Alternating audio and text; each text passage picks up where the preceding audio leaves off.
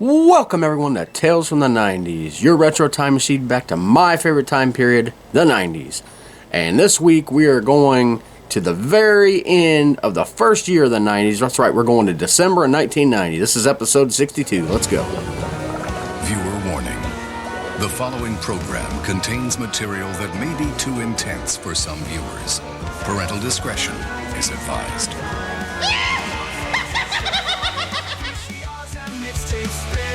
Where every tale begins. Tales from the crypt, marathons, wrestling wars and more yawns. Play kickball in the street, man, those days can't be beat. Tales from the 90s never die.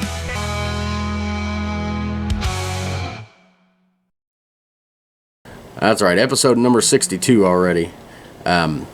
I do want to mention before we get into the episode, though, a couple things. A bonus episode is coming out the Monday following this episode, January 26th. It's all about wrestling magazines. Kind of details my history of just reading the different magazines and how my love of wrestling really started by reading the wrestling magazines as opposed to just watching wrestling, which I know sounds strange, but I'll explain more. But anyway, I'm also starting a Christian podcast with my wife. It's all about learning the Bible from the beginning. No matter what level you're at and no matter what age you're at, it's going to be a pretty cool thing. It'll be airing Sunday afternoons on a different channel. I'll link it on here if you want me to. And by the time this airs, it'll already have happened, but I'm starting a new live stream. It's going to be streaming on Facebook and YouTube at the same time, as long as I can get all the technology right on it. It'll be Tuesday at 9 p.m. Eastern Time if you're interested in that. I'll just be talking about daily life and things going on that week and some snakes in the grass, if you know what I mean there.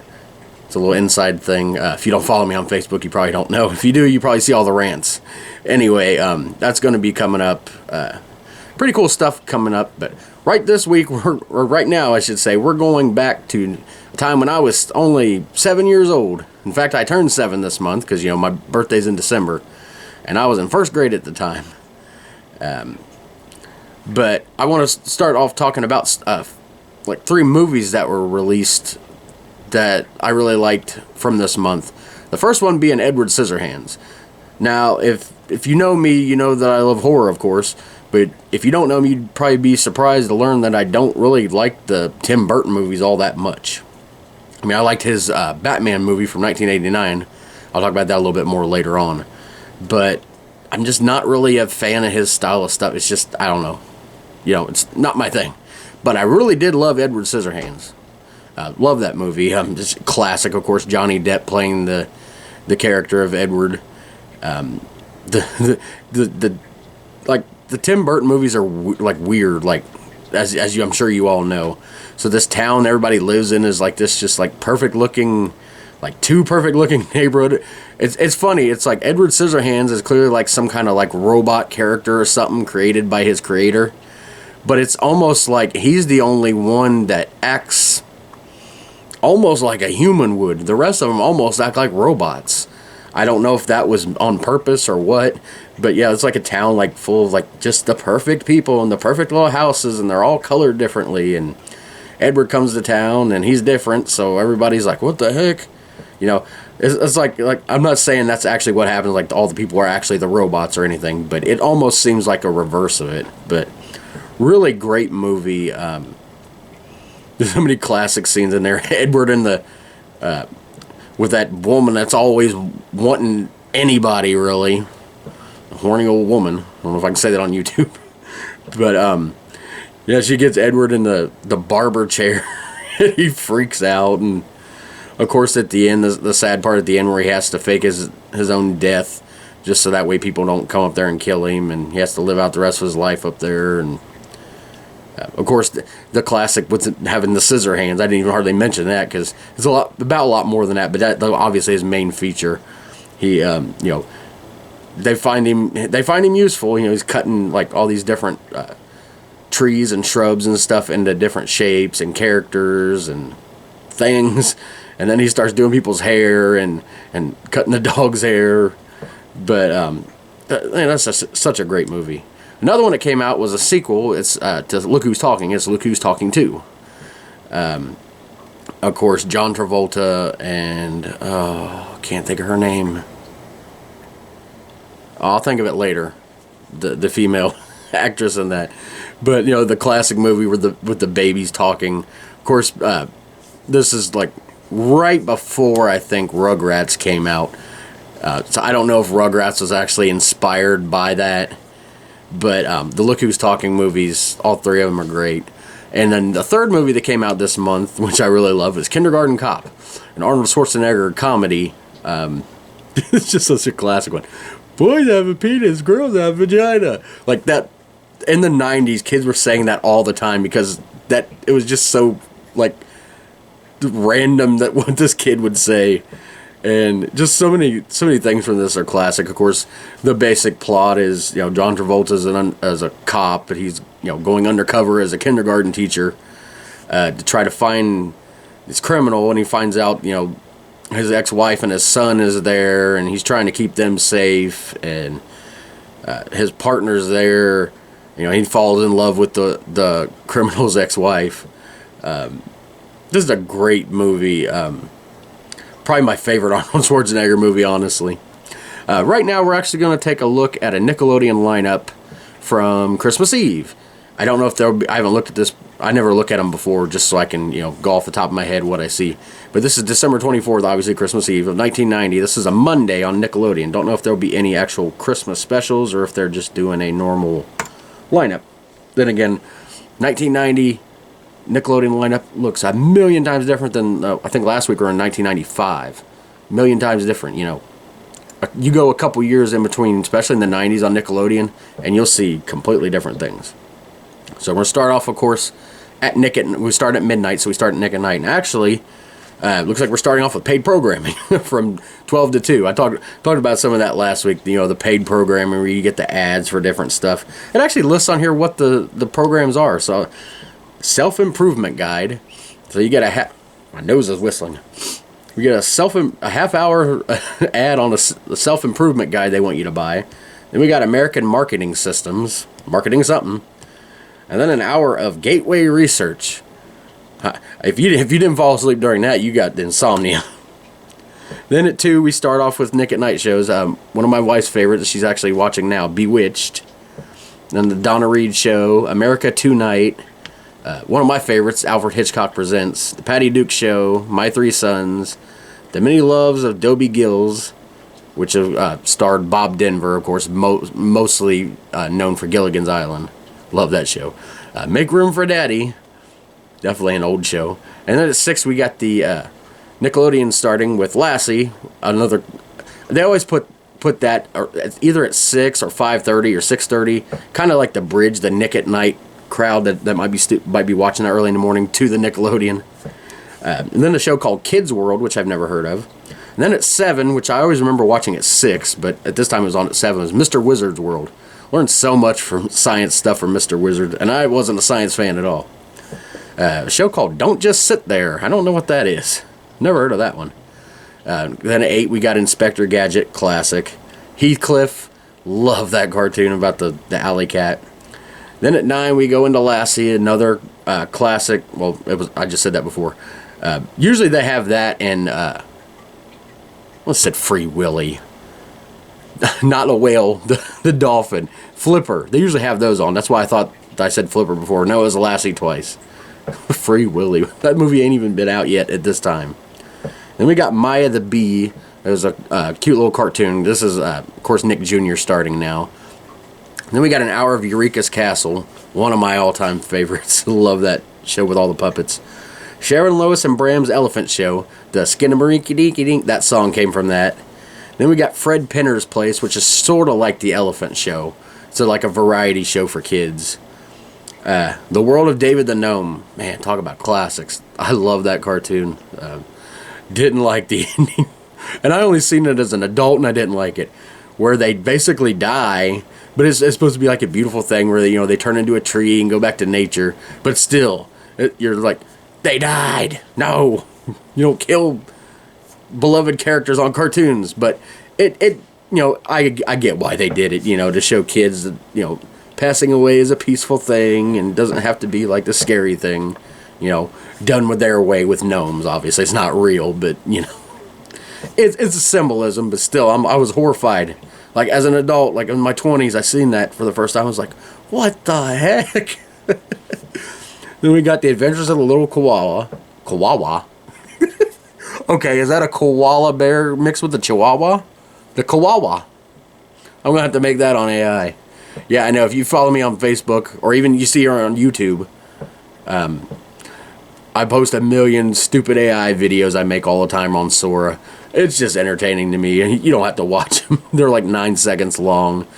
The dumbest thing, though, sorry to get back out of the 1990s, jump into this, but the dumbest thing I see is people commenting like, that's just AI. No. Because there's a video of me and my Greggy Dave character. I mean, that's not a character, that's another person. Anyway, sitting on the top of an airplane because he didn't fit in a seat. It's like, no, that's not AI. I really put on that hat and sat on top of an airplane and they flew it. And they recorded me somehow. Like, do you really have to point out it's AI? I mean, anyway, back to this. We got, looks like we got 2 hours of Grimm's Fairy Tale classics, which they would do from time to time. The 3 stories that were on this, and this is always called Nickelodeon Special Delivery. The Brave Little Tailor, The Wren and the Bear, and The Frog Prince. And then, like I was talking about earlier, Flipper, that's on at 3. Then we got Looney Tunes on Nickelodeon, which is, of course, Looney Tunes, but with the Nickelodeon logo. But for some reason, I feel more nostalgic for that than I do Tunes, like, or not Nicktoons, Looney Tunes. Like, I'll see Looney Tunes on, I can watch it on YouTube. But if I see the Looney Tunes with Nickelodeon logo on there, I'm like, oh, I remember that. That's the power of branding right there. And then we got Heathcliff again. Again, another branding thing here. Nickelodeon's Most Wanted, Yogi Bear, which is just, of course, the Yogi Bear cartoon with Nickelodeon branding. Outta Here. I don't know what that is. Sorry that some of these I don't know what they are. Again, this is, I was 7 years old at the time, so, my core Nickelodeon memories were still to come. These were early memories. Hey Dude, though, definitely love that one. I'll be talking about a Christmas episode of that a little later on. You can't do that on television, which, for the longest time, I couldn't remember what that was called. Because they stopped showing it around, like, the mid-90s, and I didn't remember. But all I remember was the theme song. I remember 2 things, the theme song and because it's a variety show, it was like all that. But there was always this bit in there they did with, like, an executioner. And it was like a kid being executed. And, like, he's always, like, coming up with excuses to, make the thing get drawn out and he don't get executed. But the theme song was that thing. That's all I remembered for years until, internet, and I was able to find out what the name of this show was. Like, that's all I could remember. But yeah, it's one of the very first Nickelodeon, it even predates Nickelodeon, I think. It's a Canadian show called You Can't Do That on Television. Make the Grade. I don't know what that is either. Inspector Gadget, though, definitely know that. Classic there. Looney Tunes on Nickelodeon again. And then 8 o'clock, we're back to TV Land with one of my favorites, Mr. Ed. Love the freaking talking horse. Then we got Bewitched. Oh no. Green Acres. And I say that because if you've seen this before when I talk about Green Acres, usually once a day. Hasn't been happening a lot lately. But for a stretch of literal months, the Green Acres song will pop into my head out of nowhere, and I can't get it out. And it's in there again now, thanks to this. So thank you, Nick at Night. Wasn't even a fan of the show. I mean, I've seen a few episodes. It looks like I would watch it now. But as a kid, if I seen it on Nick at Night, it was like, who cares? I was like that with MASH, though. When it would show reruns, like on our local Fox, like at 11 o'clock, they would put MASH on. I'm like, oh, time to go to bed, time to turn the TV off, boring stuff on. Now, I can't get enough of MASH, and it's like one of the, I recognize it as what it is, one of the greatest TV shows of all time. But as like a teenager or something, I didn't, understand any of that. It wasn't funny to me. I never really sat down and watched it, Plus, if I had, I wouldn't have understood it with my teenage brain versus my 40-year-old brain now. But anyway, we got the Donna Reed Show, the best of Saturday Night Live. Is there such a thing? Sorry, I do not like Saturday Night Live. Mad TV was my show. This one's Walter Matthau, so maybe it was funny then if he was on it. Then we got America Tonight again. Alfred Hitchcock Presents, and then we end with the Patty Duke Show. So that's our Nickelodeon lineup for Christmas Eve. As you see, no specials for Christmas Eve or anything. 8 o'clock Nick at Night comes on, which was normal for then, but I mean, it's like, get to bed. Now I'll take a look at some early TGIF. I think early, it's not like, I don't know how early it is, but I know I wasn't watching TGIF at the time. The main show at the time on TGIF, which of course is always the first one, was Full House, which is, classic show. I was never a fan of it. Of course, my wife loved it. But I was never really a fan of Full House, but obviously I know what it is. I know what the characters, because, it's such a pop culture phenomenon. But this is actually the last season that Full House is going to be on TGIF. I think they moved it into, by season 4 they were getting really popular.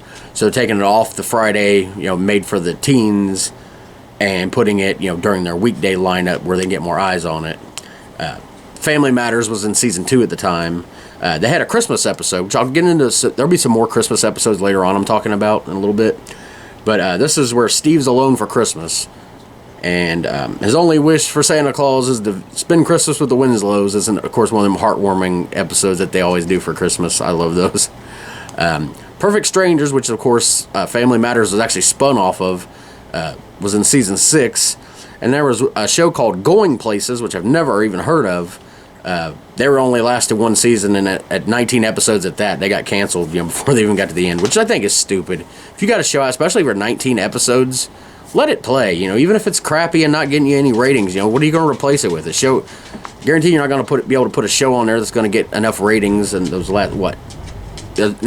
normally it's like 22 episodes for a season. That's three episodes. Let them have their last 3 episodes. So stupid.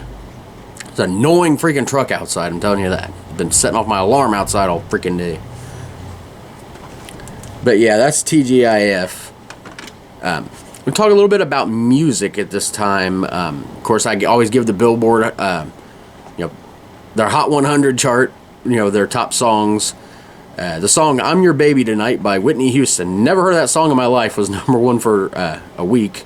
And then a song is number 1 for 4 weeks to close out the year that I've never heard of the song or the artist. It's Because I Love You, the Postman's song. Okay, was it what the mailman sings? The wife cheating on his husband? I don't know.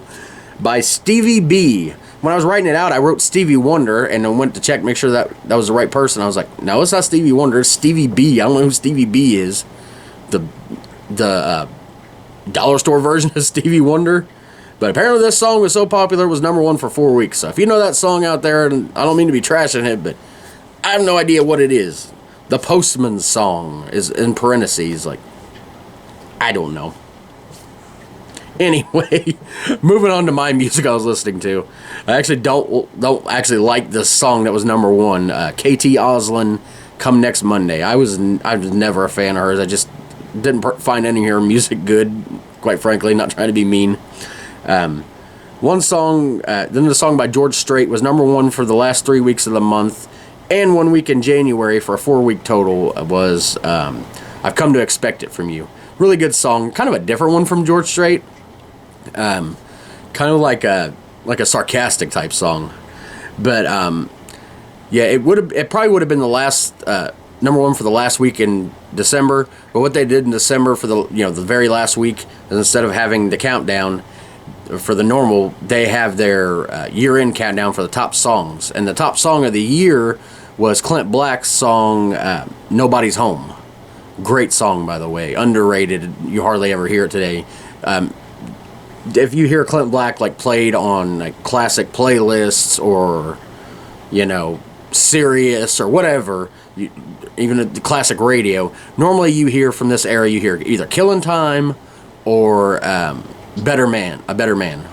Both great songs, I'm not saying they're not, but this is one that was obviously a huge song. It was the number 1 song of the year, but hardly ever gets played. Anyway, the weird thing about this is I listen to all kinds of different stuff. Like sometimes I'll listen to a streaming, but mostly I just listen to my own stuff on my computer. And that's what I did. I had it on random. I've talked about this before. I probably got enough. I think it said 60 days worth of music where I could listen and never hear the same song twice for 60 days, which is pretty cool. if you ask me. But, of all those songs to be playing, that song, Nobody's Home, was literally at near the end as I found out that was the number one song of the year. I don't know. I found that weird just because, what are the odds? I should have went out and played the lottery. I'm not my neighbor. Him and his lottery ticket fascination. Anyway. See, I can talk about that stuff during my... Well, maybe not that. He's on my Facebook. He probably ain't listening to this. I don't want to insult his lottery ticket habits on there. But anyway, talk a little bit about TV. One thing of note was the Sci-Fi Channel began broadcasting December 31st of this year. Of course, it wasn't on many cable systems at first. I don't even think it was on ours until we got... till digital cable came around, I think. I could be wrong on that. But, I'm sure it was on in some markets, but, obviously, it ain't today what it was then. It was, meant for, science fiction programs, horror type shows, and original movies and stuff like that. I don't even know what it is nowadays because I don't have cable, but I know last time I was watching, it's always like, just like every other channel, like 8-hour reruns of stuff that has nothing to do with sci-fi at all. But there was a time when sci-fi was a big channel. Of course, wrestling has been on there. They've shown a lot Tales from the Crypt marathons, which they don't anymore, sadly. But talking about TV, of course, this being December 1990, we're going to talk about Christmas specials, which is kind of weird. We're filming this in January. It feels like I'm late on this episode, but I'm not because I randomly jump around, so just happened to be a December episode. But there's some Christmas specials that happen. Eureka's Castle, of course, I talked about that earlier. Fresh Prince of Bel-Air had a really good one. They were in their first season at the time, and their Christmas episode was Will decorates and does all the Christmas traditions that he did back in Philadelphia for his niece Ashley, who'd never experienced Christmas. Because of course they live in Bel-Air. They don't get snow. They don't normally decorate for Christmas. I guess there. I don't know if that's a thing. Maybe they really do, and they were just doing that for the show. But of course, all the neighbors got mad because he had all these gaudy Christmas decorations outside, and they were like, "Oh, that don't fit in our neighborhood." In the Heat of the Night, I don't think I've talked about that before. I didn't start watching that until reruns in like early 2000s with my grandpa Wally. Of course, it's got Carol O'Connor playing I think he was the sheriff or the chief. No, he's the chief. Yeah, that's what it is. Of course, mostly known from. Why is it not coming to my head? I want to say Archie Bunker's Place because that's the second show he was in. Archie Bunker's the character. All in the Family. How did that not... All the information in my head and how much I love that show, that just would not come to mind. Anyway, he's mostly known for that, but he did a good job in this, and he wasn't racist and like he was in the All in the Family. He was like his best, I think, detective, and I think the prosecutor, if I'm remembering correctly, were black, so it wasn't like, it was a complete different character, but he pulled it off so well. He's such a great actor that he could pull off the angry, stupid racist from the 70s or the nice, down-to-earth, serious policeman in the 90s, or 80s and 90s. But anyway, their Christmas episode is where all the cops are giving, like, memories of their favorite Christmases to, like, the newspapers, like, interviewing them, that type of thing. Coach, I love that show. They were on season 3. Of course, Hayden Fox is the coach, played by Craig T. Nelson. He had been with his girlfriend, Christine, but I guess during the 3rd season, they had broken up at some point, and Hayden's ex-wife actually comes uninvited to a Christmas party, but instead of being like, causing problems or something, she actually helps them get back together. Quantum Leap, another one that I loved. Man, that show was ahead of its time. And I did love the remake, too. I wish they would have been able to continue, but they got canceled. Figures. I like a remake, but it don't really figure, because today they just cancel everything. Even they can put it on streaming, wouldn't even cost them much, but no, cancel it, who cares? It's so stupid. Makes you not want to get invested in stuff, even original programming on streaming services, because you think they're safe, but nope, nothing's safe. Anyway, season 3, Quantum Leap. Sam leaps into being a valet of this like rich guy's, basically like a Scrooge, and he decides and he's gonna like buy out this Salvation Army and shut it down and demolish it on Christmas. So he does. Sam does the Ghost of Christmas Past and Present, and then Al does the Ghost of Christmas Future. Just it's basically like a Scrooge type thing. Hey Dude, which I talked about earlier, the teen drama on slash comedy. It was more comedy than drama, if anything. But they were on season 4, and Brad, which is the one of the 2 female leads of the kids, or the teenagers, I should say. She's the one that's like the richer background. She rode horses. She was rich. She was at times she's stuck up, but it's not like that typical like, oh, I'm better than you. It's just like she's aloof about it. I'm using big words today. She's like, she doesn't realize there's times she's being stuck up. But anyway, she learns the true meaning of Christmas from a disabled kid that's one of the guests there in a wheelchair. I think he's I can't remember if it's, I'm guessing, but at the Bar None Ranch. Talk a little bit about sports. Pretty much the only sport going on at the time is NFL, well, college football. But the NFL is coming, of course, the end of their season. Very last day of the season, the 31st is the last day of the season. I said the last day of the season about 12 times now. But yeah, the teams that made the playoffs for the AFC were the Bengals, of course. Of course. Our last gasp of anything good, I think, in the 90s comes in that 1990 season. We went 9-7. And the other teams for the AFC were the Bills, the Dolphins, the Oilers, of course now the Tennessee Titans, the Raiders, which were LA at the time, and the Chiefs. And for the NFC, it was the Giants, the Eagles, the Redskins, the Bears, 49ers, and the Giants. And then, of course, the Super Bowl would end up being the Giants would defeat the Bills, the all-New York Super Bowl. But, we got beat in the second round, I believe, by the... I think we got beat by the Bills, I think. The Bills or the Raiders, I can't remember. I didn't write that down, because that's not till next month.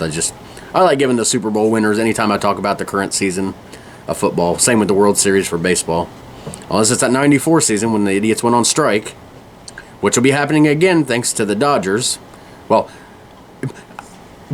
sorry to get in the current situation, but I blame baseball more than I do the Dodgers. I don't blame the Dodgers, if they got the money to spend it to win, but at the same time, it's not competitive. Baseball should be doing something about this. It shouldn't be up to the Dodgers to say, well, I'm not going to spend money and win. It should be up to baseball, but they won't do nothing. But anyway, sorry. That's the only baseball I got this week is talking about current days. I do want to talk, since it's Christmas time, if you see my bonus episode for December, it was where I read the book I wrote about the experience at my granny's house, especially around Christmas time.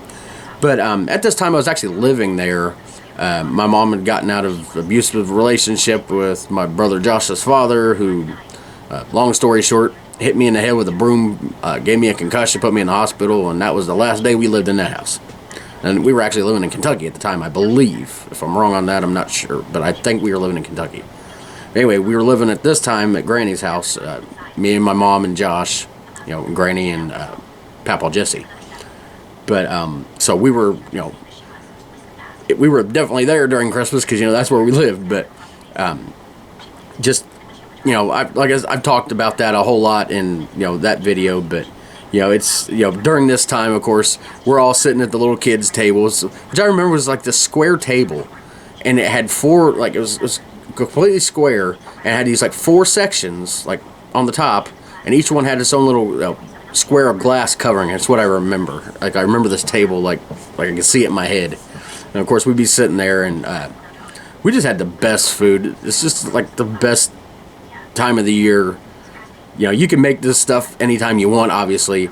But even if you did, if you made it in like June or something, it just wouldn't have the same feeling as it does around Christmas time. You get the ham. I know just some people do turkey. To me, ham is Christmas. And turkey is Thanksgiving, except we always have ham here because my wife don't really like turkey. So I'm fine with it. It's not like, I got to have turkey. I can have ham, but I definitely don't want turkey on Christmas. But yeah, she always made a great ham. Everything she made was great. Her famous salad that she made with like Miracle Whip dressing, which of course, most people, including me, always used Miracle Whip for like sandwiches, like ham and cheese sandwiches or whatever. But it's actually a salad dressing, which I didn't learn till later on. I was like, why? Because at first I wouldn't try it. It's like, I don't want salad with Miracle Whip. That'd be like having salad with ketchup. But I'm missing out because, it works and that. And, it wasn't just like a little, open some bags of salad mix or some lettuce. She would have cucumbers and tomatoes and this big giant salad. It wasn't during this time, it was later on, but I told him about my stepdad, Marky Foe. He would get like 3 or 4 bowls of it, and it ended up eating so much he has to unbuckle his pants at the table. It's freaking embarrassing. But anyway, there was always I remember there's always being like 7 or 8 different kinds of pies, and of course, nothing is as good as Granny's mashed potatoes. You spend all day, boiling potatoes, peeling them, mashing them. Nowadays I make Christmas dinner, I'll just open up some instant potatoes. Never is gonna be as good as our grandma's, is it? I guess if I have grandkids over for Christmas, I'm gonna have to break out the mixers and the pound of potatoes and make it right, because I don't want to make a cheap Christmas. Like, oh, who cares about the kids? No, I'm joking, but no, because even my mom made, I don't think my mom ever even had a thing of instant potatoes unless it's nowadays. Of course, they're more common nowadays to find this stuff, not just instant potato mix, but stuff with the butter and milk already, powdered milk already mixed into it. All you gotta do is add water. It makes it so easy to just make it the cheap way. But yeah, and her as she called it, Niller wafer pudding, which is the banana vanilla pudding with cut up bananas in it, and Niller wafers, as she called them, those vanilla wafer cookies. Man, it was always the best meal. Of course, as a kid, you always think it snowed every Christmas, but it probably didn't. But so I don't know what the weather was like during this time. But as I said in that book, Christmas, like the snow was always sparkly. Like it was like never as sparkly as it was on Christmas Eve. But yeah, that's just a little bit about that.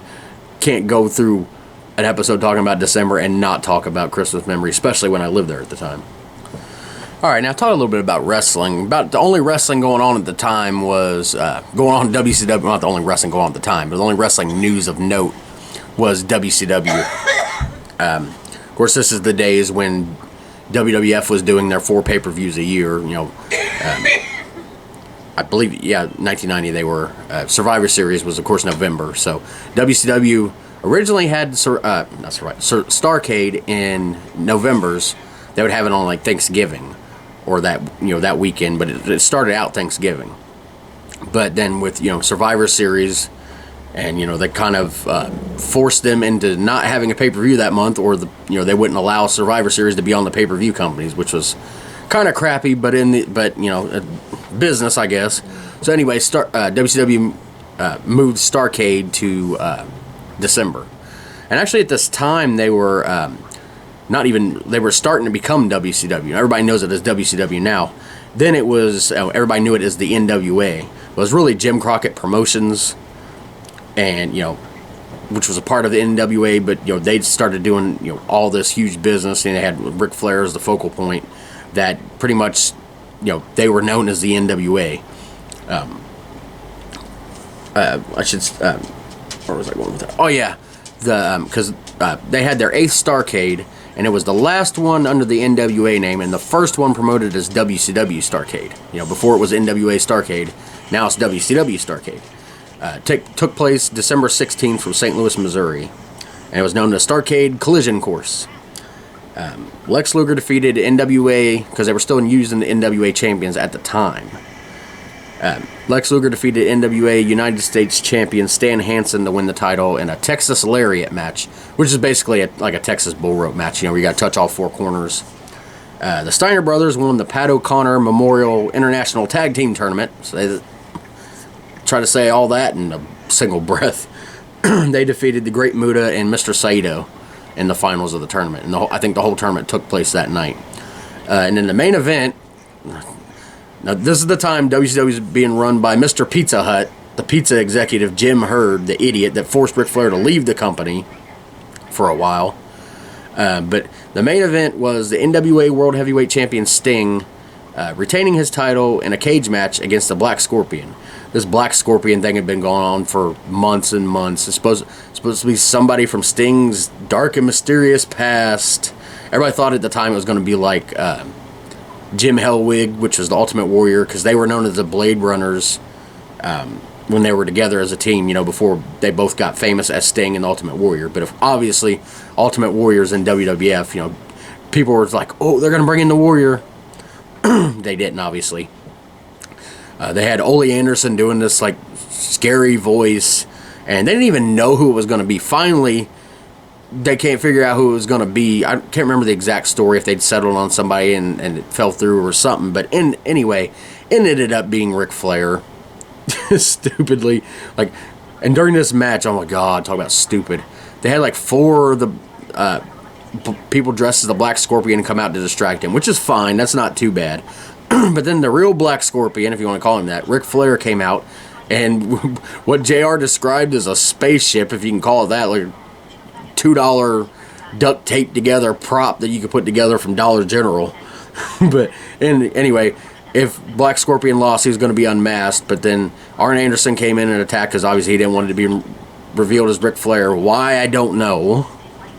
But anyway, Sting took the mask off and it was Flair. It was just, should have just had Sting and Ric Flair in a cage. That's all you need.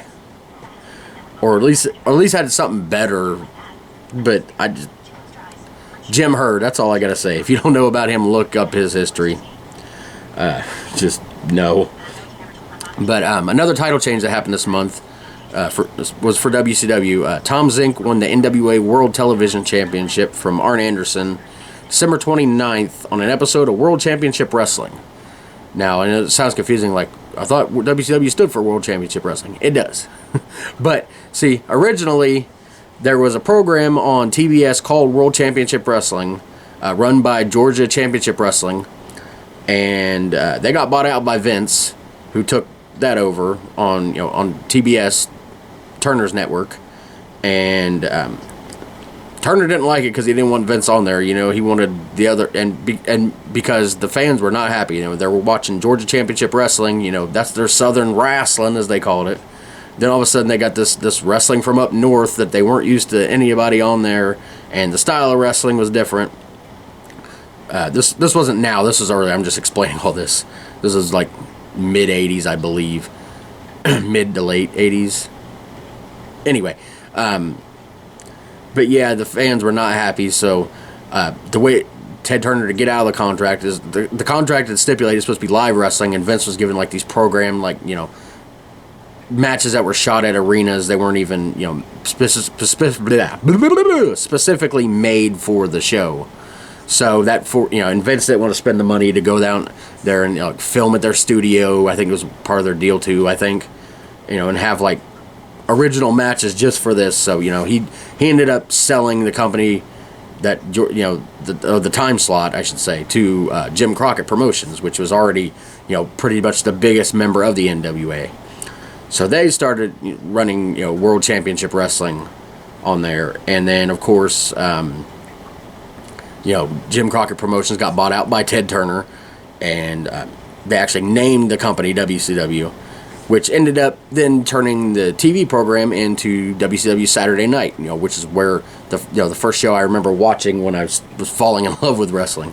So, long story there, but that's kind of, it wasn't taking place during this time, but I just wanted to explain why a match happened on a program that's named after the company, what's actually the other way around. They named the company after the program, actually. But anyway, another thing of news from wrestling.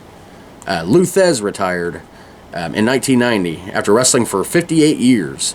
He debuted in 1932, making him one of only a couple wrestlers. I know Abdullah the Butcher's another one, but I don't know if there's any more, but that have wrestled in seven different decades. Oh, geez. I was just thinking, I don't know if Ric Flair's wrestled in the 2020s for his last match. I don't remember I think that was in the 2020s. It's like, if he's pickled, so he'll probably still be alive. Is he going to wrestle in the 2030s? Anyway, less said about him these days, the better. I prefer to think about the old Ric Flair and not what he's doing to himself these days. But anyway, Luthez had his last match in Japan against Masachono. But yeah, a little bit about video games. I'll be talking a little bit about them later on.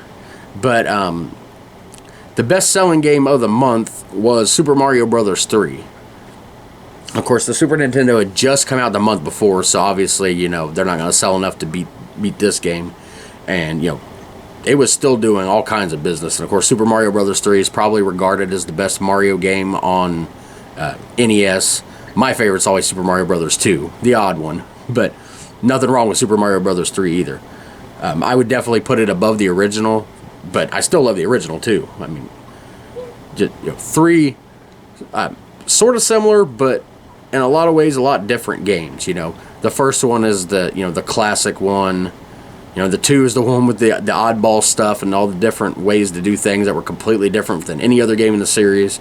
And the third one's the first one to introduce the map and the raccoon tail, and just and really building towards what would just come out was Super Mario World, on the Super Nintendo, which would of course go on to be a top-selling game for years after that. But Super Mario Bros. 3 definitely regarded as a lot of people's favorite Mario game of all time, if not favorite video game of all time. And a little bit of news. The world's very first website went live on December 20th on this website called CERN, I guess, CERN. Anyway, it was just basically a website that was like detailing the birth of the World Wide Web, and what it could do. It actually wasn't like advertised for people to actually be able to go see until like the next year, but it was technically live, and it was the world's very first website. Which what are we now? 1990. Jeez, how long ago was that?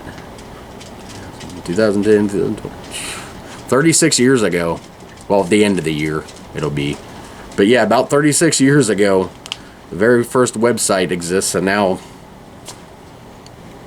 When does someone not encounter a website every day? Even if you're using an app, it's technically still through a website. So, unless you live off the grid, and if you do, you're not watching this now, you're using a website of some kind, and, it all started with that very first one. Talk about some kids' meal toys. One of my favorite segments to talk about. Just fun to look back at all these things. McDonald's Happy Meal, of course, the most popular. They had toys from the movie Disney movie that came out. I think it's Disney. Pretty sure. Rescuers Down Under. There's a set of 4 toys based on the movie. Like I said, I think it's Disney. I'm not exactly sure. It's like my mind's going like back and forth whether it is or not. It don't matter. Wendy's had toys from Alf Tales, which of course Alf, mega popular sitcom of the 80s and the early 90s. One of my all-time favorites. I got the collection, which actually has the cartoon Alf Tales on it. Alf Tales was a cartoon that was like Alf telling his version of of fairy tales with like him in it. But the toys for Wendy's were a set of 6 figures from this, where he's playing a different character from the fairy tales. KFC had Disney character Christmas ornaments, which was pretty cool. Some come with a small little chicken bucket, which I would have loved, of course. Hardee's had the Fender Bender 500. These were like 5 different vehicles with characters from Hanna-Barbera cartoons. Sort of like the Wacky Racers, but they weren't called that. They were just the Fender Bender 500. They come in these cool little boxes with like a maze on the back.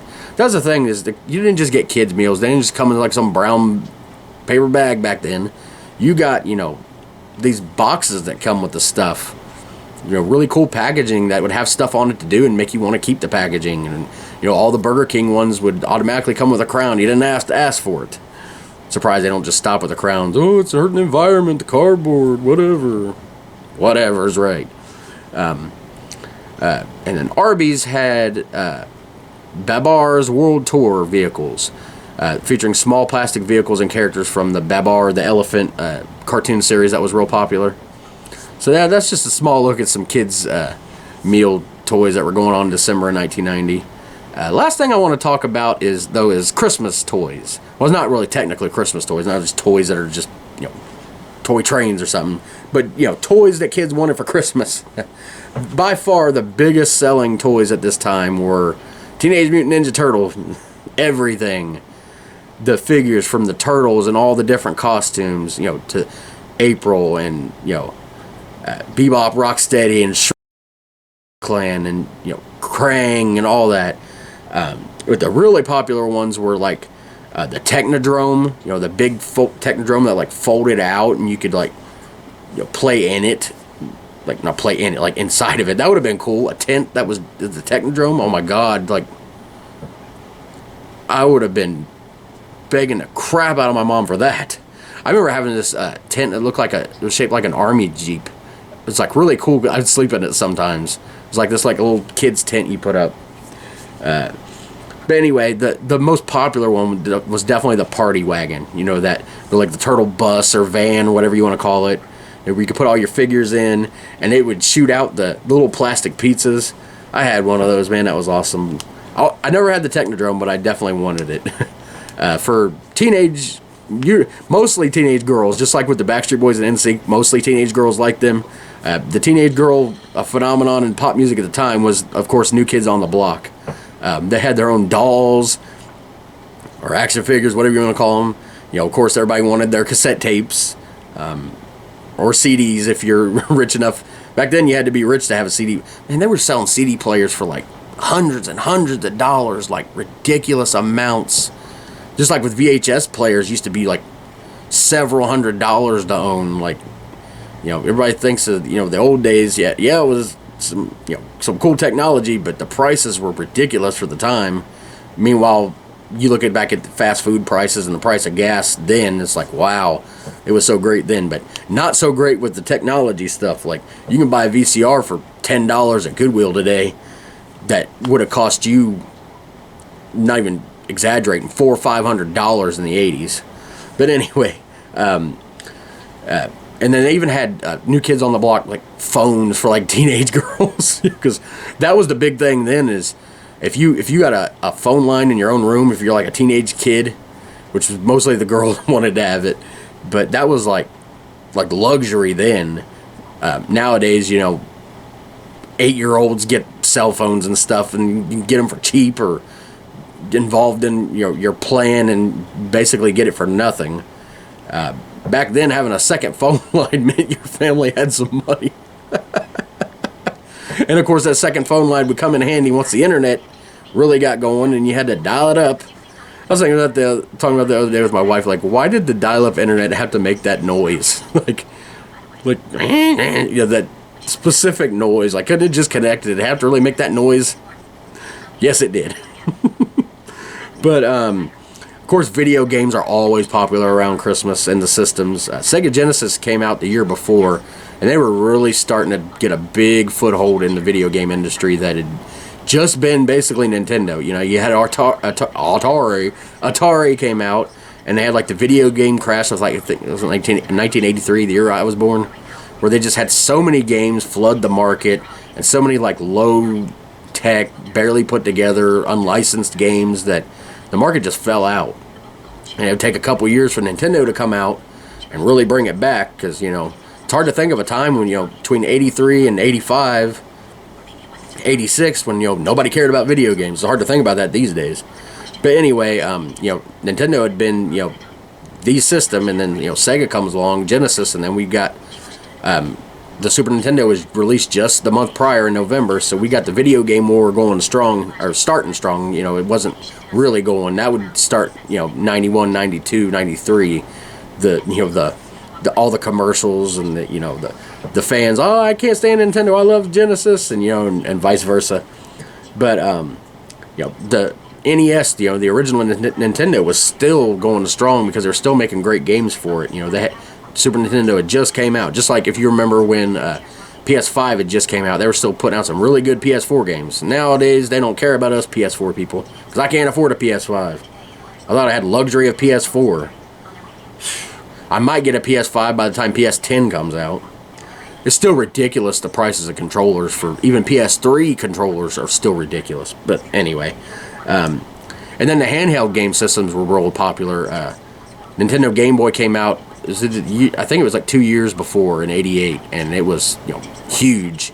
And Sega Game Gear, their first handheld, came out in October of 1990, you know, just 2 months prior. So, you know, definitely the systems are competing for your dollars, and video games weren't cheap then. They were like $60-$70 then. So the game market today is pretty much almost the same price wise, but the big difference is you got the full game then. Nowadays you don't get it. You got to have internet.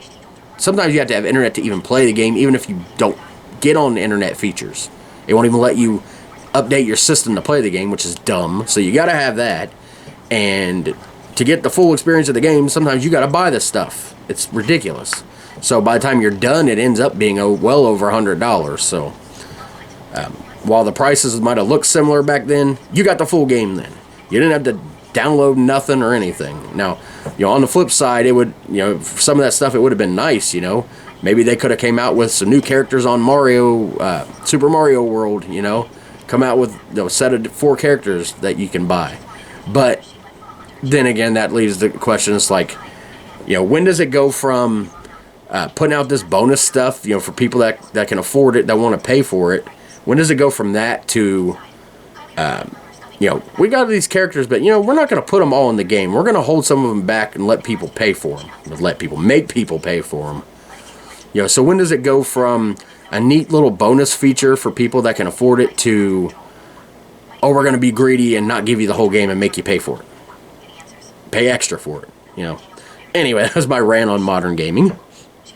I sometimes go into rants of modern times on this podcast. We go off the rails all the time.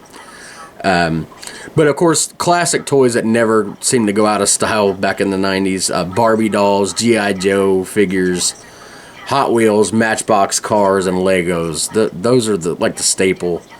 They're probably still a staple. Maybe not the G.I. Joe figures today anymore.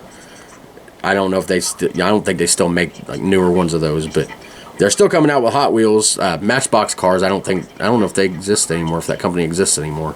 But Legos is definitely, all over the place, and they're just ridiculously priced. Everybody wants to get the little Lego kits. I was happy when I was a kid. I don't know where my mom got them, but we had this, those popcorn tins, which, by the way, used to be bigger. Now they look like half the size. But the popcorn tins, the big ones, we got it. She must have gotten it from somewhere, maybe a flea market, maybe from somebody she knew. I don't know, but it was packed full of Legos, and it was amazing getting to play with all these Legos. We got to build all kinds of stuff because, Legos are expensive even then. But nowadays, all people want to buy is themed character little sets that only come with a little bit, and just give me regular Legos. I didn't even care about the little Lego men then. I just wanted to build stuff. But Batman: The Dark Knight series, as it was called, not the TV series or a movie series, but that was the action figure series, and they were based off of the Batman movie that came out in '89 with Tim Burton directing and Michael Keaton as Batman, my favorite Batman of all time.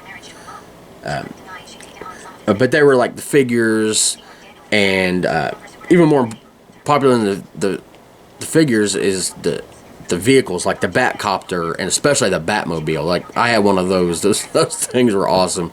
You get a Batman figure in a Batmobile and sit in a room all day with an imagination, and you didn't even need a TV if you didn't have one. You didn't need any other toys. Batman and maybe just a random figure that you'll call the Joker if you don't have the Joker, and you just make up stuff. That's what we used to do. We just make up stuff before we had phones, and I'm not saying phones suck or anything. It's a different time.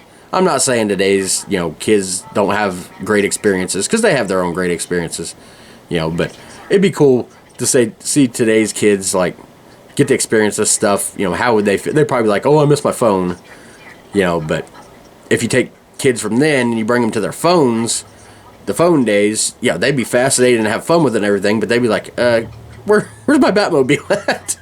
I'm done with this thing. But the last bit of toys I want to talk about is, of course, WWF Superstars action figures from Hasbro. Man, I remember these, especially the Ultimate Warrior one. I remember they'd have the toys that twist around at the waist, and especially with the Ultimate Warrior, you could go like this, where you could lift his hands up. It was almost spring action, so you could put another figure, and then you let go, and he throws them. But yeah, the ones I remember the most: Ultimate Warrior, Hulk Hogan, Jake the Snake. Great figures. I love those, and they were the shorter ones. They weren't the not life size. I don't think there's been a life size action figure. There'll be a blow up doll or something. I hope they didn't make any wrestling ones of that. That's creepy. On that note, we'll just leave now. We've went completely off the rails. We started talking about Christmas toys and end up talking about blow up dolls. It's time to end the podcast. But next week, we're going to be on episode 63. Man, I'm having so much fun doing these. I hope it shows through. I'm not tired of these at all. But looking forward to doing my live streaming stuff. I don't know what I'm going to talk about when I can't edit it. And of course, it'll stay up on YouTube and Facebook. So if you want to check those out at any other time, it's not live. But anyway, next week, we're going to be on episode number 63. And we're jumping ahead 5 years, just like we jumped back 5 years. We're going to November of 1995. This is my 7th trip through 1995. Actually, let me, real quick before we go here, because I'm curious, because I can't remember where I know now without looking up. We were in January 95 last week. So now we're getting to the end of that year, November.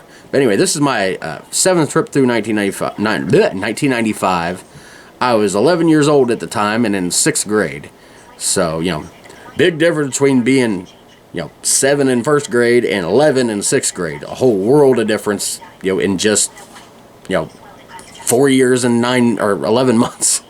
But that's next week. I hope you guys enjoyed this. Let me know if you got any comments. Thank you to the ones that always comment. It means a lot, even if you just, say good episode, or if you got some stuff you want me to add or change, let me know. I'm open to doing anything, and if something's like not interesting to enough people, I'll just stop doing it. But I'm having so much fun doing this. Thank you guys for joining me, and we'll see you next time. Stews. And now, I predict the future. Next week, you'll be in the same time, same place, same station, for another hideous, hateful haul of horror.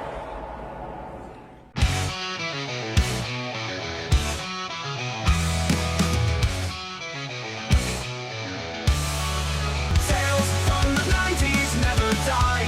In our hearts they testify. VCRs and mixtape spins, where every